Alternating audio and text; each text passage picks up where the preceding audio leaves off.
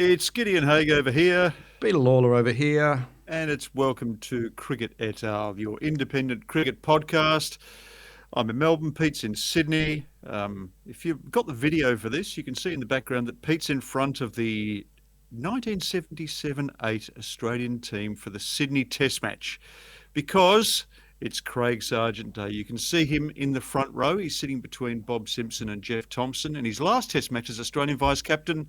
And all these years later, we are commemorating Craig Serjeant Day by Cricket et al., the Substack going electric. We're moving to a paywall model today. So if you haven't got on board, it's not too late, but it'll cost you a little bit more from today. And we'll get back with more Craig Serjeant. Craig Serjeant all the time after the jump. But in the meantime, we'll return to 2024 because yesterday, Pete, you were covering it. Australia A met India A in Mackay. What did you make of it, Pete? Yeah, covering it. I feel a little bit awkward about that, really. I was watching it on the television, wasn't I? Which is something that we're both contemptuous of, and we won't be doing this summer, will we, Gideon? We'll be going to every single day of a Test match. Yeah. I would have loved to have actually gone, as I said to you, if I'd have had my act together, I would have gone up to Mackay. Yeah. These are the moments in cricket I like, as I spoke about it before, driving up to Newcastle to see that Philip Hughes, Jake's bat off. It was one of the great days as a cricket writer. Yep. And this one's just playing out in front of your eyes. It's fantastic. There's 4 people vying for one spot in a test team. And basically, it's down to this, isn't it? Yeah. I mean, the selectors have said it's down to this. So we've got Marcus Harris, we've got Cameron Bancroft, we've got Sam Constas, and we've got Nathan McSweeney. Well done. And Phil Jakes was there, which I thought was quite a nice touch. Well, yeah, no, I got a bit excited about the commentators flying up there, and I sent them a note saying how envious I was, but they revealed that they're actually doing it from a bunker in Sydney. Oh, what a shame. Oh, yeah, but Jakesy's made an impression on the match by saying it's not a bat off, it's a duck off. And it was a wicket for bowlers, not for batters, to be honest with you. 14 wickets fell on that first day, and Brendan Doggett bowled his pants off. He had a real day out there. He got his career best figures. Yeah, and he's come in as an injury replacement, and he's bowled the house down. Mind you, he will bowl worse he'll bowl better for worse figures, I think. It's one of those wickets where there's just enough seam to get the edge of the bat. You know those ones? This isn't the hardest wicket in the world to bat on, but it's difficult. It is a difficult wicket, and it found a lot of people out. It's difficult if you're not prepared to make any accommodations with it. I thought the India A batting was really lazy, really self-indulgent. Like, no one wanted to make allowances for the conditions. They were all going hard at the ball. You had 7 of their players caught in the arc between point and square. Like, if it wasn't obvious what the conditions required, then they're not very good cricketers. I mean, Gaikwad's unlucky. He's got a leg side strangle. But the rest of them really had themselves to blame for their outs. If more had hinged on this game for India, if some of these Indian players had been playing for their places in the Indian Test side, I'd be surprised if they'd been as lackadaisical as they were yesterday. You'll rarely see in one day of cricket such a poor performance outside the off stump, will you? By some pretty good batters. But it goes back to my point. I think on another day when there's perhaps more movement and more swing, you survive those. You get fewer nicks. You can't get your edges on them, but they sure got their edges on them, and even the 2 hopeful Indian top order batters. Is it Eswaran? Is that how you pronounce it? Eswaran? Yeah, that's right. Yeah. And Gaikwad, they both failed. Buckingham started very well with the ball, actually. I was impressed by him. Yep. Jason Gillespie says he's pretty good. But then poor old Sam Constas out, 3rd ball. That can happen, but shouldn't have been playing at that shot. Not a great shot, should not have been playing at that delivery. Didn't quite like a lot of batters before him. Didn't pick the length, and then was done. Because he wasn't across the line. But and he should have learned from what had gone before. But he panicked. Yeah, it's a nervous bat on ball shot, isn't it? It is. Guy who's just looking for it a bit. Poor old Cameron Bancroft. Geez, he cannot take a trick at the moment. That was a poor decision. Really poor decision. Yeah. Terrible way to get out. The worst possible way to get out. Caught behind off your thigh pad, and of course, no reviews. Being that far distant in Mackay, and he sort of went weak at the knees, didn't he? Didn't he? Immediately Oh, after it. Oh, I was just going to say the yeah, same thing. People yeah, said he was furious when he was dismissed. He wasn't furious. He was broken, wasn't he? It was like yeah, the yeah, air went out of him. His shoulders yeah, slumped and yeah, his knees yeah. bent. And it was just like, FML, you know? Because frankly, Constance getting out was good news for Bancroft. Yep. So he would have gone to the out to bat thinking, well, okay, this is my opportunity Yep. to make or break. Yep. The opening's there, and it's been snatched away from him. Marcus Harris Who remained. wasted a chance. Got dropped at slip when he was 8, and then played an absolutely novice stroke. In some respects, that's worse than the other two. It was almost not a stroke, wasn't it? It was almost, Was. it was kind of a tentative sort of half Yeah. stroke, half leave, dabble outside off. And look, the knock on Marcus is that he's gritty, then this happens too often, doesn't it? And no, it wasn't happy for any of them. So Bancroft's got about 10 runs from 5 first-class innings this summer. It started with a pair. And then comes yesterday morning, one of those sources close to the subject, whose name cannot be disclosed so they can speak freely.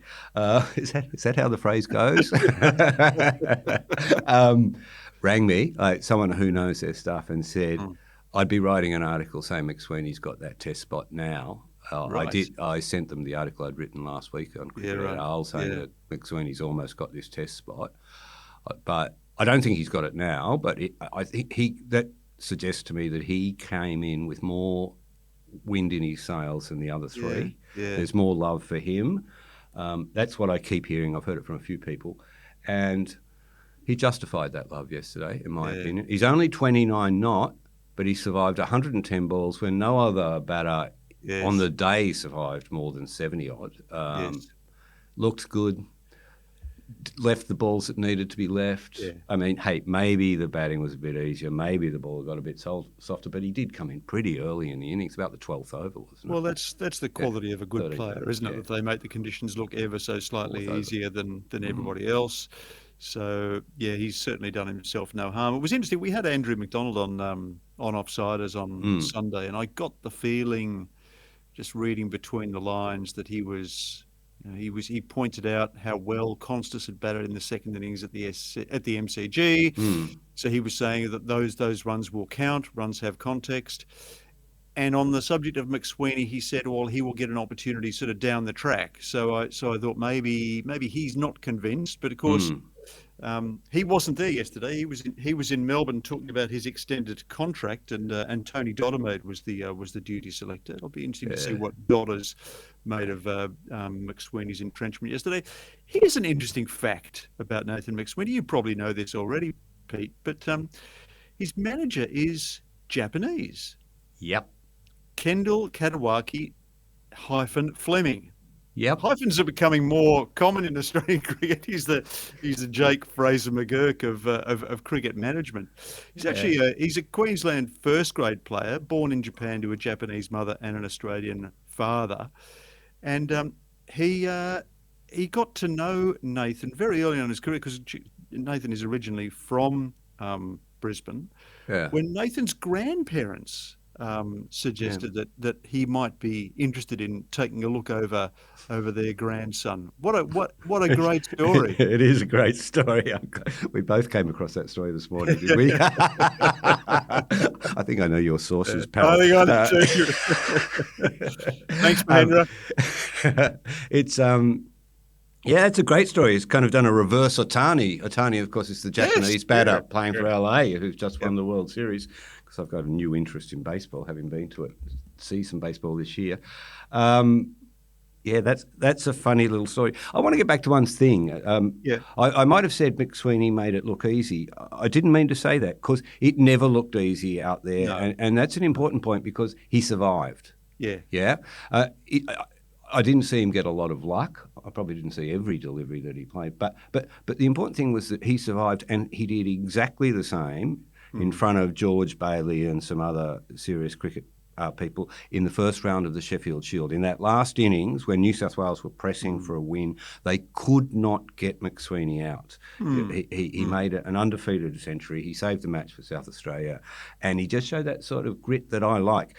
And as I said last night on that little sort of update that I sent out to the Cricket NL readers, Australian cricket's not as obsessed by this baseball run rate obsession, let's bring it on and get it on kind of thing. And even in conversations recently with George Bailey, he reminded me, a test match goes for 5 days. Yeah. So a player like McSweeney brings something to that equation, and particularly when you're looking at 5 tests, putting miles into the legs of the Indian seamers. You want a few in there who can dig in.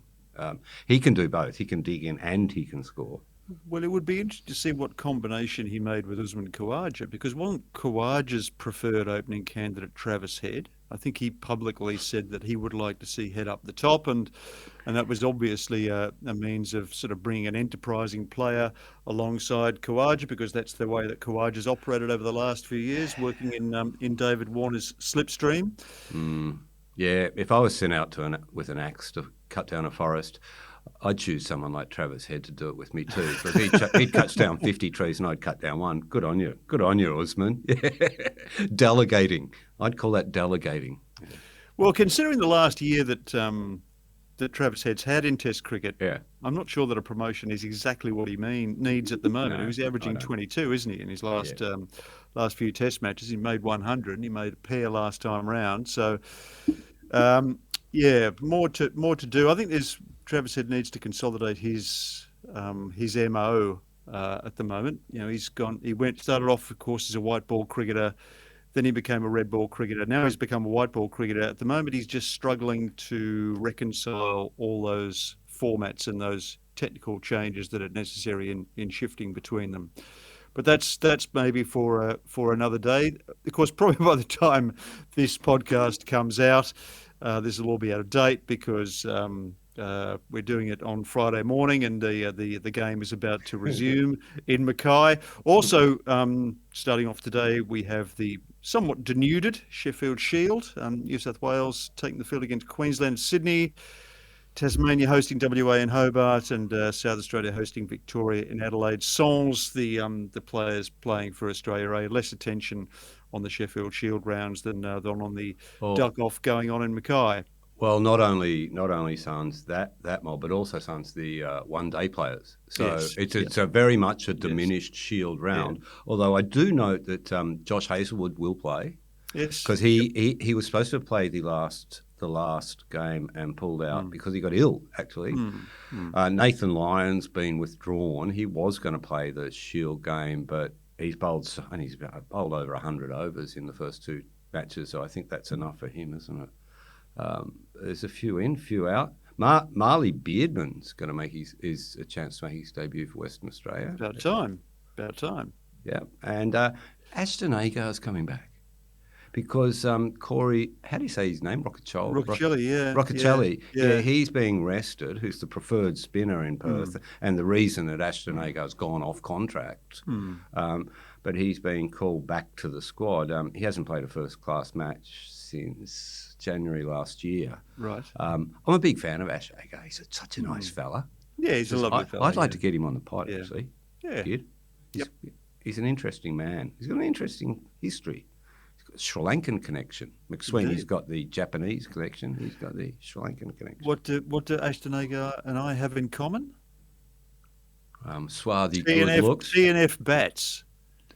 He used a TNF in his debut in 2013, and I'm still using a TNF today. It's been repaired about 5 times, but very, very good bats. Where did you get your... Yeah. From Michael Sheedy. Michael Sheedy's a bat maker in Melbourne, and Tails Never Fails was his logo. Unfortunately, they've moved on now.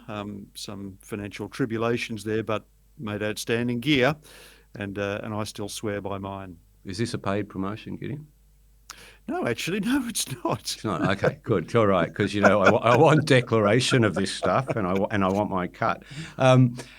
So did you get that one off him? How many years? How many years have you had it? It's quite a while now. I've had it repaired a few times. Had the toe and the splice fixed, but Right. But you've got hand-me-downs too, haven't you? Didn't Ed Cowan give you a bat, and didn't Shane Watson give you a bat? Shane Watson did give me a bat. That was handed on. I'm still using the Shane Watson pads, which unfortunately Yeah. probably account for the fact that I've been LBW in my last 8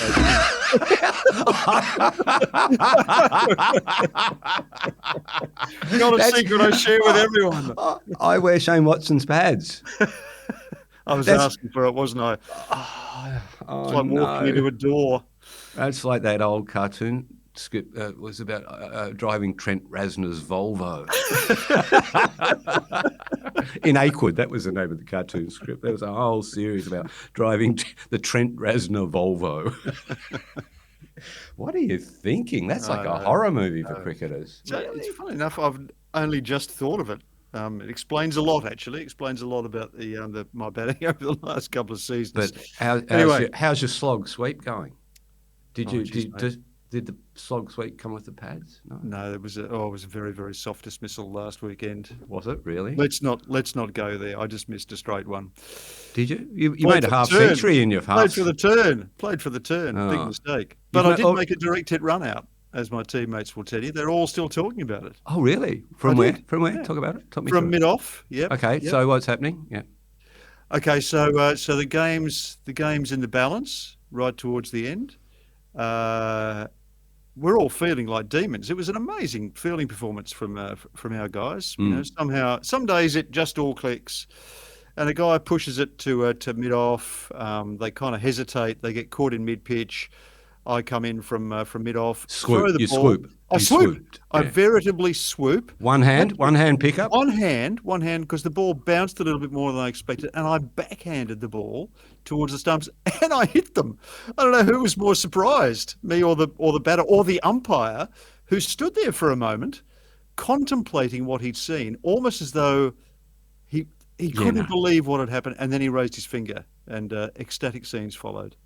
And we won one. We snatched the brand from the burning. Did you get a big hug? I got a big hug. Oh. There was a lot of man love out there. Oh, that's fantastic.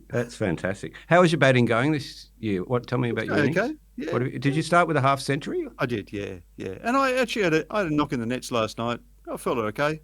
Yeah. That's usually a bad sign. Terrible to leave good form in the nets.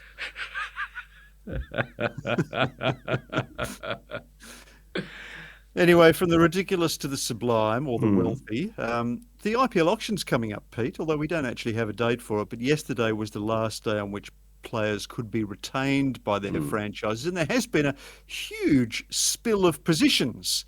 I don't know whether you caught up with it, but there's a lot of players who are going to be in this mega auction, an awful lot of cricketing talent. It may be the biggest IPL auction of the lot.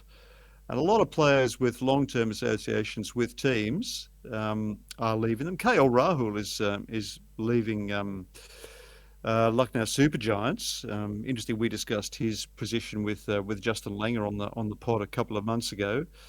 Ashwin, Shreyas Iyer, Rishabh Pant, Ishan Kishan, Mohammad Shami, Washington Sundar, they're all going into the auction. Faf and Sam Curran have gone to the auction, captains from last season. It's going to be highly appropriate that it should be taking place in Saudi Arabia, because there is going to be a lot of money going across the table, a lot of gilded paddles being raised. Oh, dear me. Look, I'm clearly at odds with the world here. But this obsession, and you see it with Aussie rules too, this trade period obsession, and you see it, and it's a massive in American sports. And in fact, in Aussie rules, the trade week stuff is actually some of the biggest. It is the biggest media week in the season. The season's over, and more fans tune in. I just can't be asked. No. I just find it really boring. I just think, get back to me when you've sorted yourself out. It's kind of like tuning into musical chairs, and it's like goes round and round, and there's so much bullshit. But so I've got to say, I feel exactly the same about IPL auctions and trades. I've got one takeaway: they cut Pat Cummins' pay. They did. What's going on there? Well, I think Pat's voluntarily accepted a pay cut. and Travis Head is the other player who's been retained by his franchise. Interestingly, they say Cameron Green probably would have been retained had he not been going in for back surgery. And in some respects, I think the additional workload that he sustained in the IPL probably has caught up with him now. So those gilded inducements didn't necessarily conduce to his long-term benefit. I think there were a few people who predicted that at the time. But, there's been a bit of grinding of teeth around some of that Cam Green stuff, including I don't know if you might have seen this. I think somebody might have written it, but somebody sent me the video. He had gone off to some sort of I don't know, one of his sponsors, I don't know, Red Bull or something like that, and done one of those intense fitness camp things where they make a social media video out of it, and they had this particular shot of him sort of grinding weights to one side and the other. Now, this was what he was doing about 6 weeks before he gets. I'm making up that time, but this happens on the eve of his stress fracture, and some were even claiming that that it was extracurricular activity. Interesting.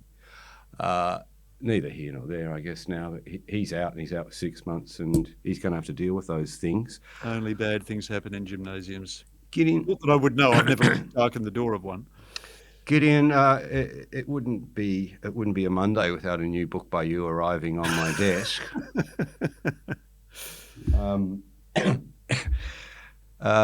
You've put out a new book about Indian summers. What's the title, please? I don't have it in front of me. It's a compilation of previous writings about the Australian-Indian cricket relations, the history of the competition between the two countries, dating back to 1935-6, with that pioneering tour put together by Frank Tarrant.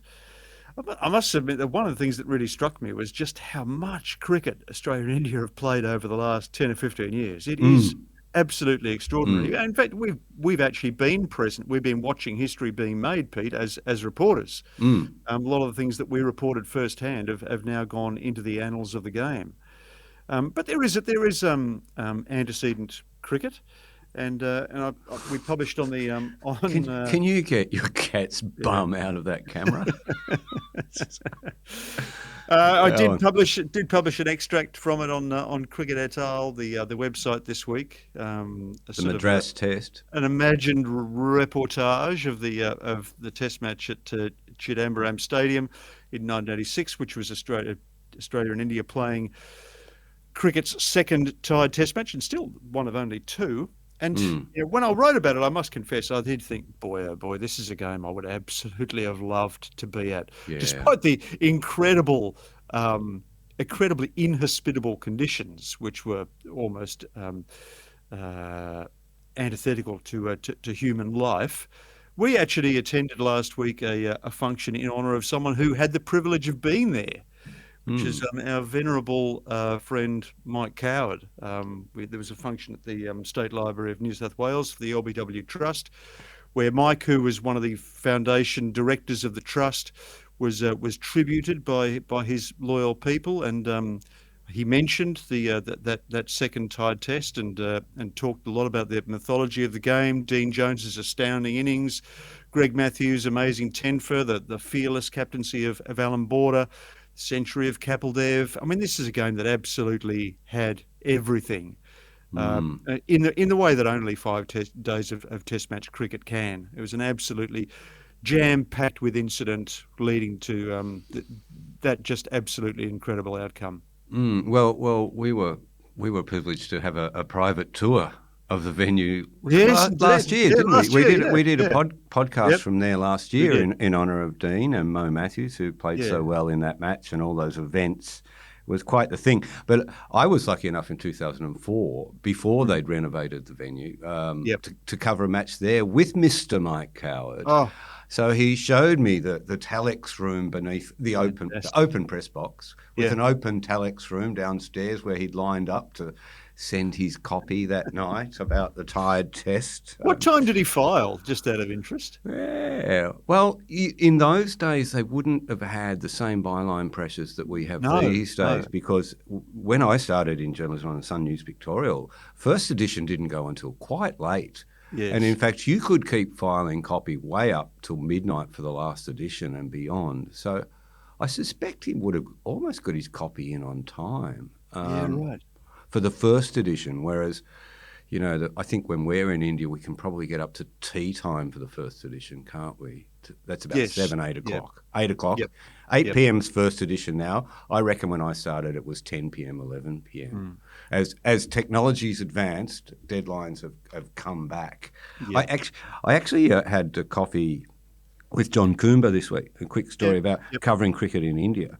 John was the AAP correspondent on, I think it was the 79 tour, and was the only journalist to make the trip to Srinagar for an Australia game up in Srinagar, the first and probably only ever game that Australia played at Srinagar, one of the world's most beautiful places. I've been lucky enough to go. I went up there myself on a motorbike back in the 80s. It was maximum security, wasn't it? Didn't they? Yeah. Weren't they met with a, sort of a phalanx of machine gun wielding militias up there? 10,000 army personnel protected the ground, Gideon. It's a pretty hairy spot. It's a pretty hairy spot up there. We used to sleep the sounds of machine gun fire at night when I was there. But John loved it. So they had a telex office in town, and so John had been given a personal security guard who would escort him to the telex office in town to send his copy.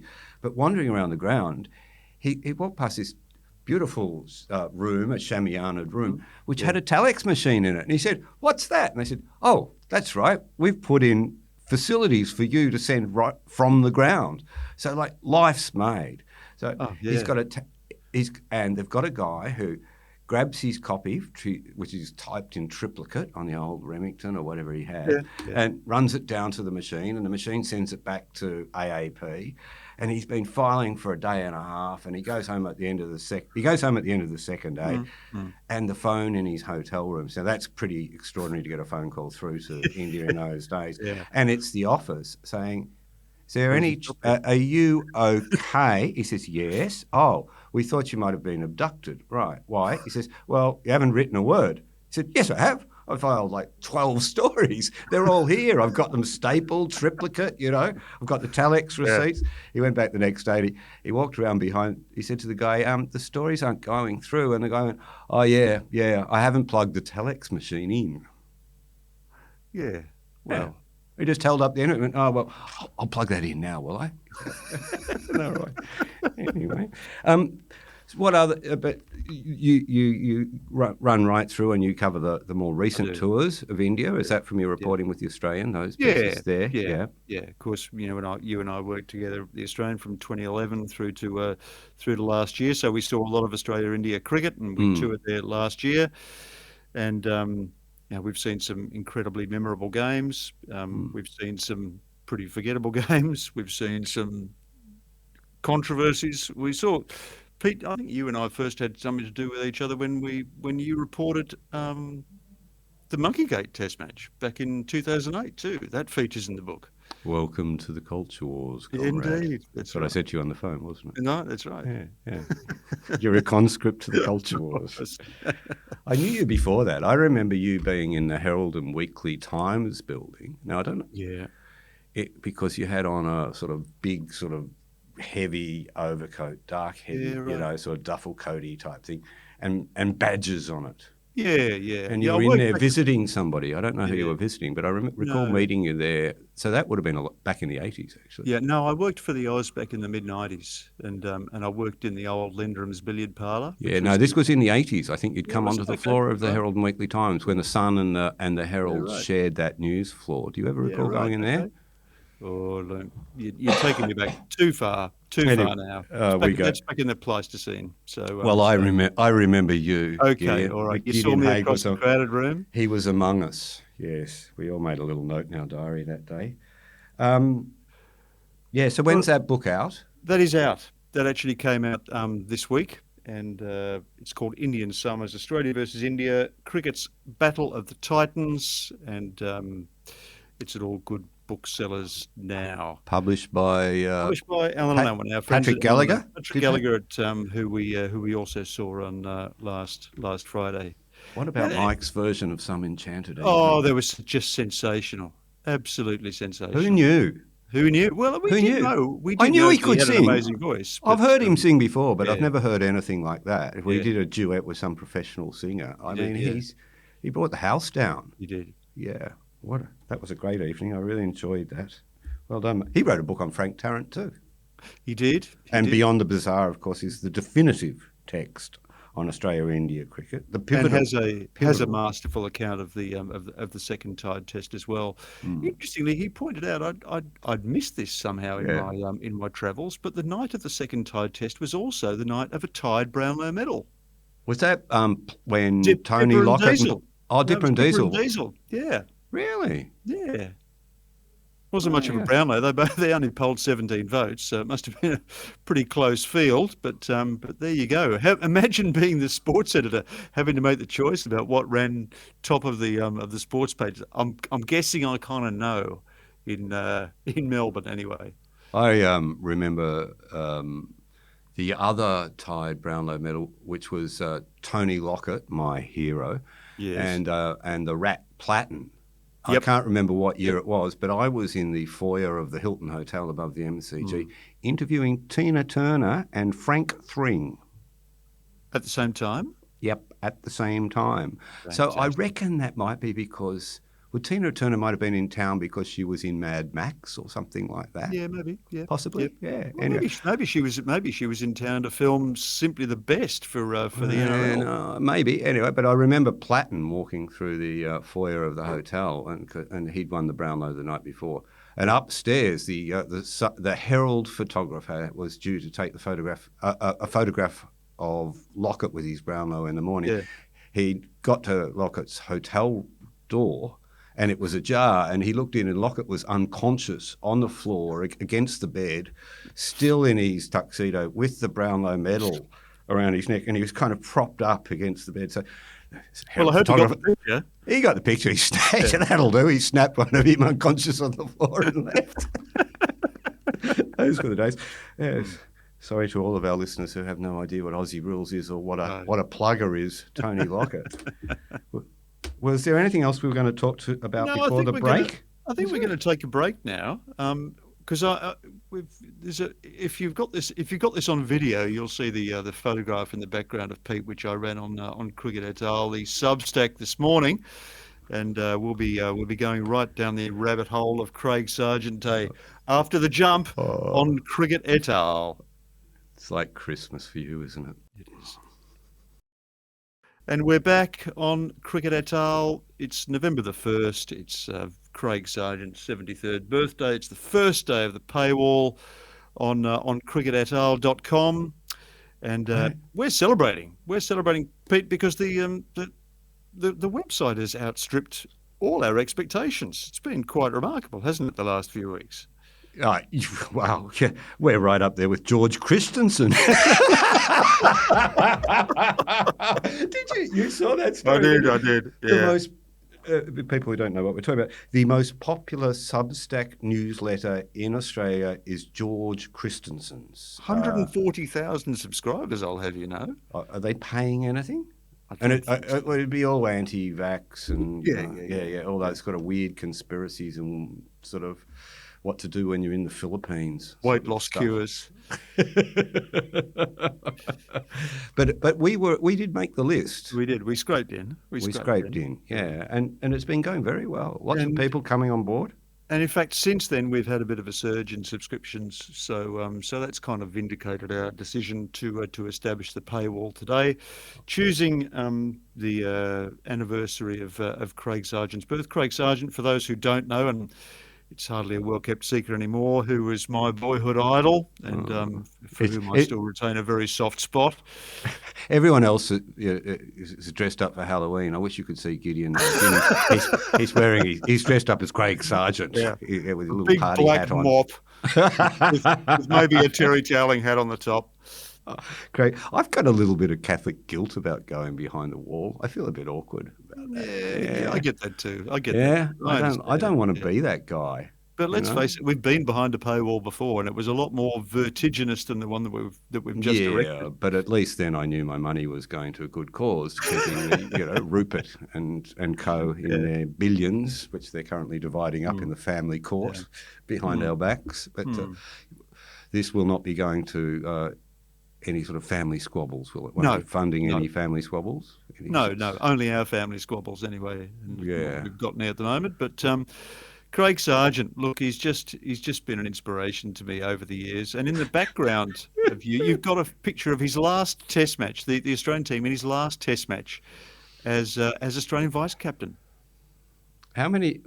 He wasn't vice captain for very many tests. No, he was for 4 Test matches. Only 4. And it was in that the World Series cricket interregnum, and Australian cricket was floundering, and Bob Simpson was Australia's captain. He'd come back from 10 years away. So for 4 Test matches, Craig was one heartbeat away from the Australian captaincy, and that heartbeat was of a 40-year-old player. So, I mean, talk about your burden of expectation. We talk about the burden of expectation on Nathan McSweeney. It was huge for Craig Serjeant. It would have taxed a giant of the game, and with the best will in the world, Craig was not a giant of the game, but he was a very, very good player. So in celebration of Craig Serjeant's career, we've decided to do that thing that we do, Pete. We've got a top 10 songs inspired by Craig Serjeant's career. And I want to remind you, this was your idea, Pete. You want it? Was it? It was. I seized it with alacrity, of course. But I was joking, but anyway. I can never tell when you're joking. Yeah, it's like when David Warner offers to go back to Test team. So we're doing a top 10 on Craig Serjeant. Yeah. Should you take the lead on this, Gideon? I know you will have put more thought into it than me, but anyway, let's go. Yeah, mine's kind of a panorama of his entire career, and we're going to start with 1977. By The Clash, B-side of White Riot. 1977, I hope to go to heaven because I've been too long in the dole and I can't work at all. Danger, stranger, you better paint your face. No Elvis, Beatles or Rolling Stones, but there is Craig Serjeant in 1977. That's very good. That's very good. I'm just trying to remember who sang this song that I've got on my list. Go on. Hang on. I'm just trying to find this song. Lost Boy. Oh well, I'll go with another song until I can remember who sang this one. I am going with, and it's for you, Gideon. It's for you on those terrible mornings when Craig had a bad day and you got very upset. I'm going with The Cure, and they make 2 appearances because it's a special day for me. Boys Don't Cry. Yeah, fair enough. It's about you. Fair enough. Yeah. It was tough. When he made the pair in Brisbane, I still feel pain about that. In the second innings, he played Mahinda Ramanath onto his foot and the ball rolled onto the stumps. I mean, Cameron Bancroft thinks he was unlucky yesterday. Talk about Craig Serjeant. Jeez. Good song too, wasn't it? Great song. Tugs at the heartstrings. I've got a 12-inch version of it, which I've actually got stuck on my wall because I like the picture. Yeah. Okay. So because we all know that Craig Serjeant's career was cruelled by premature promotion to a leadership position, I'm going for Vice as my second song. Vice by Razorlight, off their first album, Up All Night. Now, I have a particular relationship with this album because I was in England in 2005 for that unforgettable summer of Ashes cricket. And I remember Time Out had Johnny Burrell on the cover, the lead singer of Razorlight, talking about his lifelong love of cricket. Well, actually, it wasn't lifelong. Apparently, he'd become fascinated by it during 1997 when he'd been on the dole, and he realised that one of the great advantages of Test cricket was that it took up so much time. So he started to watch the 1997 Ashes series and had become a convert to the game, and spoke about it quite movingly. And I thought, that's it. I'm going to go out and buy the Razorlight album. Yeah. And this song, Vice, was on it. It's actually a pretty good song. It's some of you might remember the film clip. It's him in a phone box. And at the end of it, paradoxically, he gives out his mobile phone number. Hang on. What year's this? This is Oh, yeah. 2004. The album Right. came out, and his number was 0776 Can you hum? 10233. I've never heard of this band. How does the song Really? go? Oh, I don't want Are to you sing sure it. you made it up? No. Have a look. So They the film clip's on YouTube. It's actually a pretty good song. Should it be in my Orthodox. telephone song list? Absolutely. Okay. Absolutely. Strong recommendation. I'm going to look that Only up. comes at the end, but it's a really good song. What's the name of it? Again? It's Vice by Razorlight. Okay. All right. Well, I've got one that needs it's so bloody obvious why I've chosen this one. Sergeant Pepper's Lonely Hearts Club Band. Why, Pete? Why? Because I think Paul was secretly, like you, in love with, and I think, but Craig Serjeant's Pepper's Lonely Heart Club Band didn't scan, so he dropped the Craig off. Yeah. That sounds like a song that should be done by the Duckworth-Lewis method, doesn't it? Craig Sergeant Pepper's Lonely. It's wonderful to be here. It's certainly a thrill. Yeah. Okay. Every top 10 by Cricket et al. Has to have a fall song, and mine is Couldn't Get Ahead, because that was Craig Sargent's problem. He just could not get ahead. He was on an Asiatic plane with wings not of the grain. The toilet queue was endless. Couldn't get a beer. Poor old Craig. He couldn't get ahead, but we remember him. We remember his career fondly all these many years later. Pete?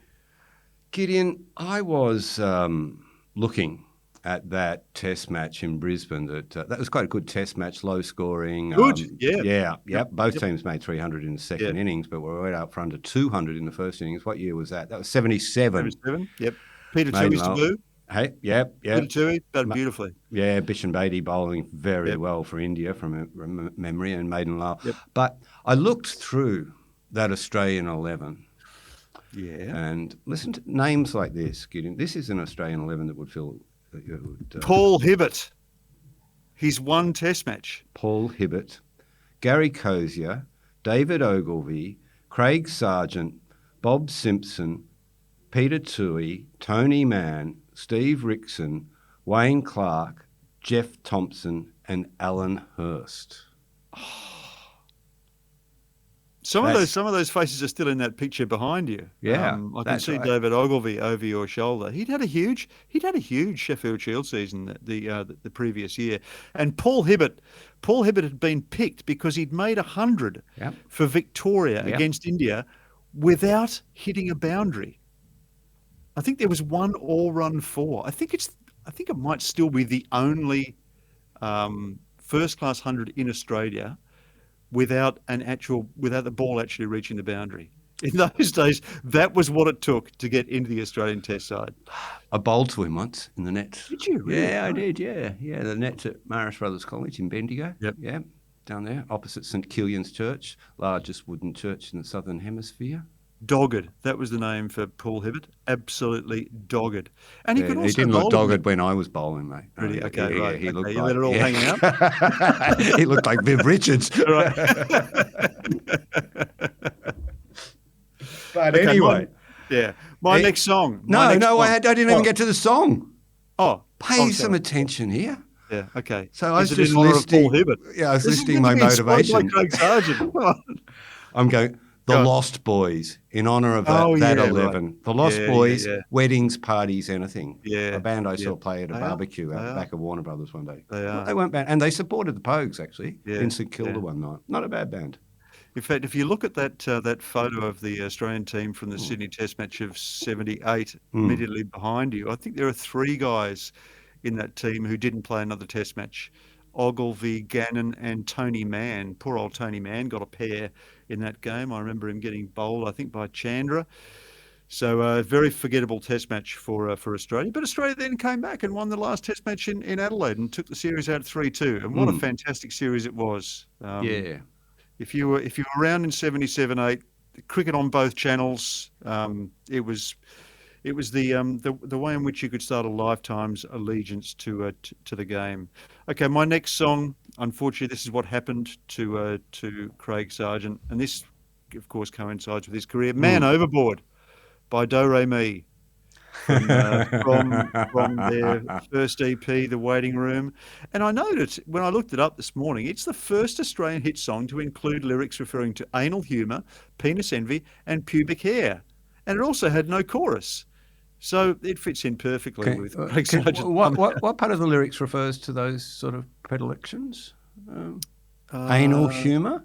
Is that a bum? Is that a bum joke? Yeah. And what penis envy? Yes, and the pubic hair.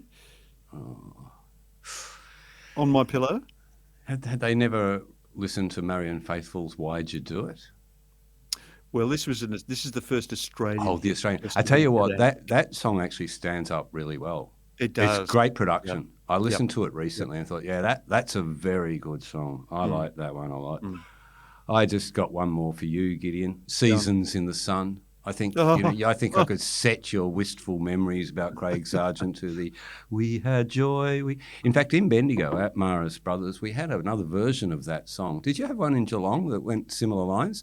"We had joy, we had fun, sticking crackers up our bum, and the shit that would fly, the local pie shop put in their pie." Did you have that song in Geelong? You probably went to a better school than me. Yeah. Not a Manifold Heights Primary School.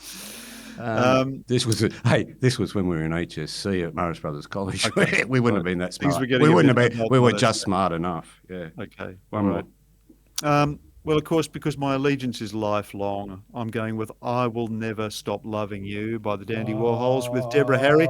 That's a great song. They played it. They played it in Melbourne recently, and once a Craig Serjeant fan, always, forevermore. Well, forever young. He might be 73 today, but to me, he's always 27. Oh, isn't that sweet, Gideon? Isn't that sweet? It's been a strange morning this morning because I've done what I don't normally do, and I've worn my headphones to listen to music when I walked down to Double Tap Cafe this morning for my coffee. Yep. This is not a paid personal sponsorship. Because I wanted to listen to the latest album by The Cure. Their first album in 16 years. Yeah. And I really enjoyed listening to it. So much so that while I was waiting for the podcast to start, because I got here early, I've started to work on a review of the album. It's great. It's just great. It's kind of another one in that sort of, the Doom trilogy that starts with pornography? You remember that first line of Pornography where he comes in like, after about 3 minutes and sings, "Doesn't matter if we all die." And in this one, he comes out after this sort of goth swirling organs and just looks up again and sings, "This is the end of every song that we sing, the burned out ash." So it's just classic gloom and doom by The Cure. It's Robert right where I want Robert to be. And somehow it evokes Craig Serjeant. And it's really reassuring. And it's called "Songs of a Lost World," which is a bit like you and your love for Craig Serjeant. In fact, every track on the album could relate to you and Craig Serjeant. "Alone," "Nothing Is Forever," "Drone, No Drone," "I Can Never Say Goodbye." I thought about using that song. "All I Ever Am," "End Song." The last song's "End Song." I love it. They're back on tour again, you know. They play for I've never seen them live. They play for 3.5 hours because he had a bad experience at a David Bowie concert as a kid. He went to a David Bowie concert when he was young. David Bowie had changed his life. And Bowie left stage after 48 minutes and didn't come back on. And Robert felt really ripped off and made a vow there and then that if he was ever in a band, no one would ever leave wanting more. Yep. He would play like Donald Trump until they started leaving, and he does. And boy, oh boy, has he held the line. Yes. Yeah. I saw them in 85. That tour? Fantastic. Yeah. Was that? Did they play down in St Kilda, I think, in 85? They did. They did. And they just released a live album called Concert with a second album called Curiosity, which was sort of B-sides and outtakes. Including their first demo when they were a band called Easy Cure. That's right. That's exactly what. Yeah, I used to have that. One of my mates that I was sharing a house with went to that show. I didn't go, and he took an acid trip and spent the whole night in the bathroom. Great. Well, he spent the whole night in the bathroom vomiting. He missed it all. Okay. Yeah, wasted his $12. Hey? I think I saw him. You would have heard him driving the porcelain bus. Okay, that's interesting. All right, that's probably all we've got time for on Cricket et al. Today. Thanks Oh, for your hang on. company. I have one Thanks more for- thing. You got another song? No, I haven't got another song. I just another digression. I went on SEN last night to talk to Scotty Sattner, the rugby league player, great bloke, and our mate Steve O'Keefe. Indeed. They were very generous. We had a great chat. We chatted about all manner of things. They brought in, my arrest in Cootamundra. They brought up all sorts of stuff. It went all over. Scotty had even read Bloodstain. It was the best 45-minute interview I've ever done on radio. And the computer collapsed and it all disappeared, Gideon. Oh, right. I see. It's like that. Like that. It sort of brought back a lot of bad memories, didn't it? Ramchandra Guha and I have this standing joke about how we were in Bangalore and we did an interview with Shada Ugra, the three of us, and it was like an hour and a half of absolutely scintillating cricket conversation. That would have been like one of the greatest conversations. We both were just. It was almost an emotional bonding as well as an intellectual bonding. This is like that moment in rock and roll where Nick Cave, Marquis Smith, and Shane McGowan gathered in a hotel in Manchester to be interviewed. So you, Ram, and Shada. Okay, this is a great moment in cricket. And exactly the same thing happened. It was lost. The computer crashed and it disappeared. And from time to time, when Ram and I bump into Shaga, we say, whatever happened to that interview, Shada? Whatever happened? One day you're going to find it. It's going to be like the basement tapes. Yeah. Yeah. It's never happened to us, has it? No. All right, Let's not go there. Let's not go there, Pete. I'm sure it's bound to happen to us again. I can just see the tapes running. Oh, we've just clicked over. The tapes run out. Quick. Flap. Remember when tapes used to do that? Real tapes? Well, there's a moment where we get to the end of the podcast and you look at me and said, oh, I forgot to press record. Me? It's fucking record.